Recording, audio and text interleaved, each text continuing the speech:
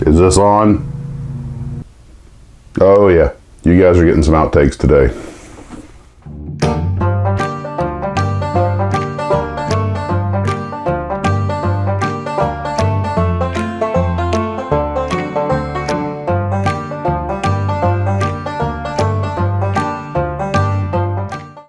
Well, good morning, Blue Troopers, and welcome back to the TARDIS. And yes, this is my morning cup of joe. Oh, coffee.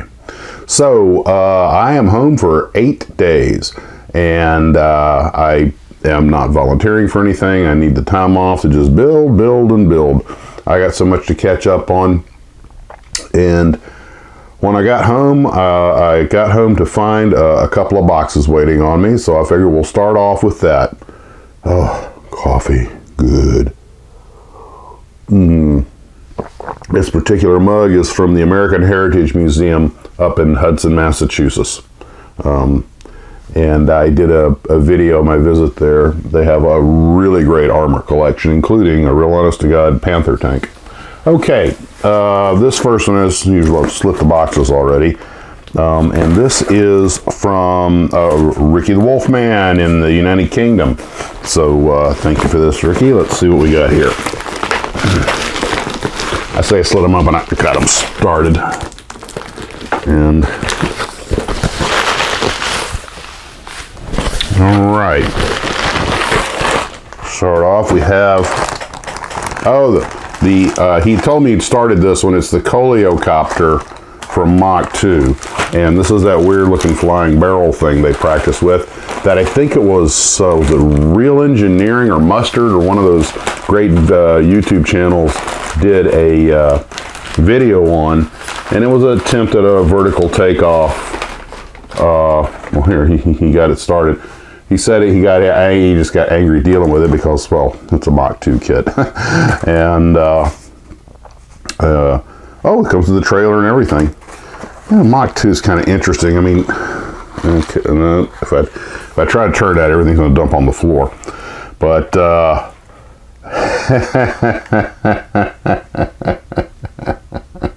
no, don't say that, Max. Just thinking it's already, you can just make a diorama. Oh, that's so cruel. Don't do that. You are a mean person. But we'll see what I can do with it at some point. That'll go on the half-built pile. Because I've got a few of those. There's still some stuff in here, so I had better just put this back in the bag. Because you guys know how accident prone I am. I'll bump this thing and send the parts flying for real. Enjoy. He said there, enjoy. I will. I could also use this because of its odd shape for some kind of a kit bash. All right, let's see what else we have. There's more to go. Books. Oops, another bag of stuff. Premium cat milk mint. Oh, this is for Honey, the diva of the show, cat mint. Okay, get that to the wife.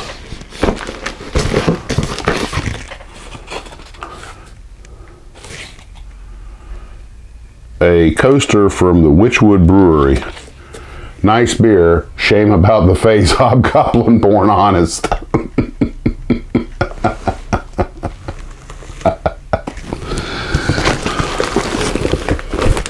All right, we have a very vintage production review from the Hawker Siddeley Company.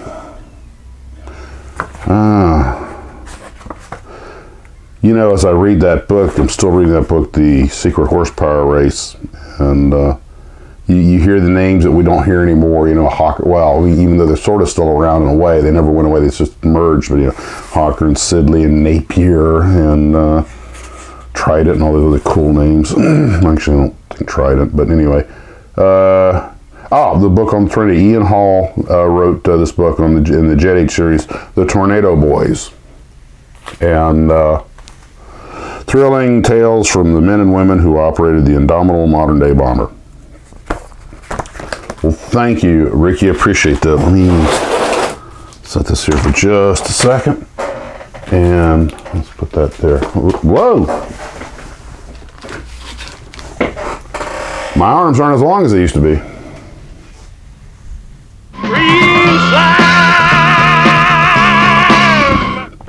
Coffee.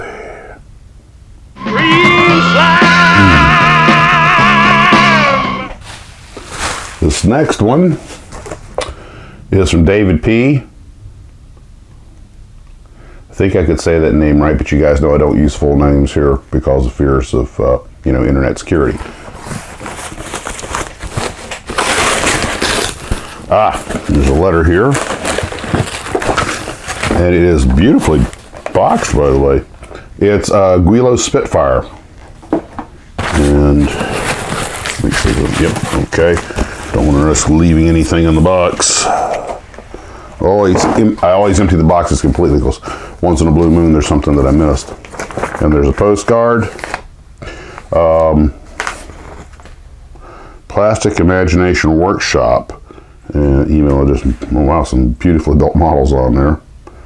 And it says, Max, thank you so much for all you do for this hobby. Have a great day. David. Well, thank you, David. Let's see what the letter says here. Starts off with a bit of honesty. Hi, Max. I typed this letter to you because, well, just look at a sample of my handwriting on the postcard. It should make it very clear. Yeah, guilty too. I hope you enjoy this vintage kit. Now, apparently he's had this a very long time. This is, I think they still use the same box and everything, but the kit itself is actually vintage. It brings up an interesting note on how to spot a vintage kit by Guilos because they've used the same boxes for so long. Not really sure how you would tell. I don't know if they have a date of manufacturer on there. Never really thought about that before. Also, I just wanted to say that I really appreciate all that you do for the hobby to help keep it alive and well. Your channel was a big inspiration for me to get back into the hobby after 20 plus year hiatus. Well, thank you. Your channel was also your channel was also a big inspiration for me to start my own scale model channel on YouTube, and I am so thankful I did. It's been a whole new level of enjoyment for me, and this network of model builders are all so encouraging and supportive of each other. They really are. It's really what's been one of my favorite things about this also. I'm glad to be a part of this community now, and I'm doing my part to keep the hobby alive and encourage new people to get involved. Thanks again for all your hard work producing the videos, and especially the historical and informative ones. I really enjoy learning about the behind-the-scenes stuff, the history behind all of the model manufacturers, engineers, artists, owners, etc. Keep up the great work. P.S. You can share this on your channel if you want, just don't use my last name and obviously not my address. My wife is not keen on having my name out there, and she would totally freak out. So would mine. You see, and I made that comment about not using last names and everything before I even read this, but I completely agree, David. And it's kind of sad. But that's the world we live in. Internet security, of course, has all gotten to be such a big thing. I'm always happy to find out that people are building models. Period. That's one. Just great. We're all in the same hobby. When I get emails or letters from folks that say that watching the channel got me back in the hobby, I have to admit that really warms the cockles of my heart, or watching the channel got me started. There have been only a couple of people who actually just started building models because of the channel, but a lot of folks who got back into it. And I myself, like everybody else, went on hiatus for a while because, life. But when I hear that, it's wonderful. And when I hear someone started their own YouTube channel, that's just, oops, keep the poster out of the camera range, Max. But when I hear that someone has started their own YouTube channel, that's great. And I usually run out and watch and subscribe to it. And I'm not saying I'm the reason they started their own YouTube channel, but there have been one or two. And that's just great because I enjoy the building process and I enjoy the production process. And they're both creative outlets. And that's what we are, even though we may not think of ourselves this way, because a lot of us are tough guys and manly men. But the simple fact is this is a creative outlet and a really good one. And unlike some things, when you're done with it, you have something to show for it. And as you guys know, this is a warts and all channel. I show my mistakes. In fact, I used to try to hide my mistakes like everybody. Now I kind of wear them on my sleeve, and I'm kind of like, this is the model builder that I am. I'm never going to be the the Plasma or the Tom's Modeling or any of those guys who just do this HPI guy, these guys who do these fantastic jobs. I just make average, look decent on the shelf models, and I have a good time doing it. Now, once in a while, just to prove it to myself, as well as the universe, I will do something like I did with the Vindicator or a couple of the other models. So I really, really slow down and take my time, just to prove to myself that I can, if I really want to put forth the effort, I really can make an excellent model. And I know I'm capable of it, but a lot of times the amount of effort that it takes to get that model to look that good, I just sort of along the way, I'm like, who am I trying to impress? So I sort of quite frankly, I just kind of lose patience. That's really what it boils down to. The big fingers and old eyes don't help, but it's really more of a factor of patience. And I think that's kind of the secret sauce to doing a good job here.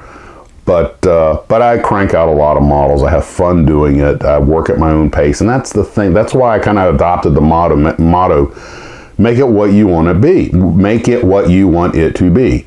Because you're building ultimately for yourself. There's no point in getting into the hobby if you're not going to enjoy it. And if you find you're working on something, and just like Ricky with this coleocopter, he wasn't enjoying it. It was a pain. He didn't like it. So why keep working with it? It's a model, man. Of course, there's always that one exception to this, and that's when you make a model for someone else. And when you make a model for someone else, if you ask me to build a model for you, like with the Stagecoach I did for my late friend Donovan, that took a long time to build. I was sweating every detail because you care more about doing it well for your friends than you do about for yourself. You're willing to hide the blemishes. Oh, yeah, let's put that side of the model against the wall where no one can see that thumbprint. Whatever, good enough. But when you're doing it for a friend, no, then that's when I've learned everybody slows down and tries to do a good job. That's just one of those things. That's the way we are. I think we're natural. Well, look at all the stuff that's come from unboxings. We're generous and giving people, and we probably care more about the stuff we do for other people than we do for ourselves. But I see some of you master modelers out there doing some stuff that just blows me away. And some of you guys have seen a lot of stuff on the viewers builds. You're really a talented lot. Salute. I'm really, really impressed. And for those of you who are like me, you're just, hey, I'm just making it for me and it looks like what it looks like. Salute. On another note, I got an email from someone who did get up with Nick Argento over at Glencoe. Apparently, I guess after the COVID thing or something, he has packed up his factory, Glencoe Models, and moved to another town just outside of Worcester. So he's been extremely busy. But I hope at some point to get up with him and have an interview. So Nick, if you by chance happen to see this, I hope you're doing well. And we'll chat at you later, I hope. Well, guys, that's really what I've got for this morning. I have plenty of things to do. And, well, just one last parting thought. I've been getting ready for the Canadian build with the truck and the van, and I realized there is a Canadian build project that I have had on the shelf forever that I haven't gotten around to, and I almost forgot to do it. I've been so busy with stuff, and it's literally on the shelf right there staring at me, and that's a CF105. And I've had you guys send me new decals for it and everything. That thing has been forever. It's one of those things that just, because it's just right there in front of me, it slipped through the cracks, if you know what I'm talking about. So I need to get that done for the Canadian build. And that is a vintage Aurora kit. I just have to figure out which paint scheme I want to put on it. But, I got to give Aurora credit. That's one model, even though that came to me already built, I'll just be repainting it. But that's one model Aurora did right, at least from what I've seen of it. Oh, one last thing, again. I really do want to get back to making some of the history videos. I want to do one on Mach 2 and a couple of other companies. I apologize. I've just been so busy with everything else. Well, guys, I'm drinking out of the World War II American Heritage Museum coffee mug today in honor of my late friend George, who passed. I'll be going to his funeral on Thursday.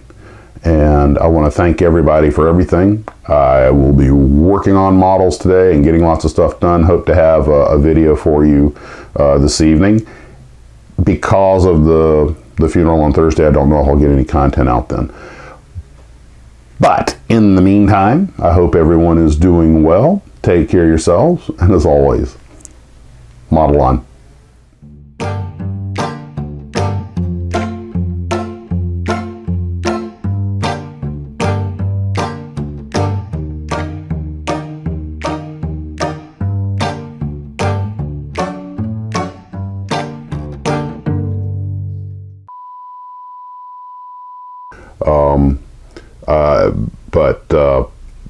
This is exactly, as you can tell by the look in my eye, this is my first morning eye opener. Sorry. Let's try that again.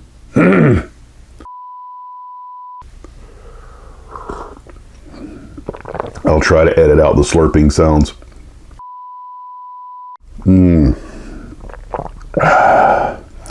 And in keeping with okay. Wow. We're gonna have some outtakes this morning. And a 1, and a 2, and a 1, 2, 3, 4. So today we genuinely have coffee and unboxing in the Tarbis with Maxis models. Life is good, the styrene gods are generous. Whoa. I really am thrilled once I get a thought together, Max. I just edited out a long-winded diatribe that I just got rolling and realized I was being borderline incoherent because I've only had one cup. Have a kit or kits that we start and my God, that chair makes a lot of noise.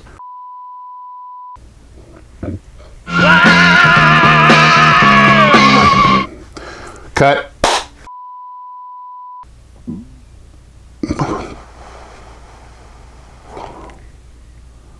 I have one more thing to say, and now you want to start making noises? Well, I just cannot get this right this morning. You know, I've only had one cup of coffee. That's the problem. Oh my God, that was an incoherent ramble. All right, Max, what are you forgetting? Notes, dude. Write stuff down. Oh.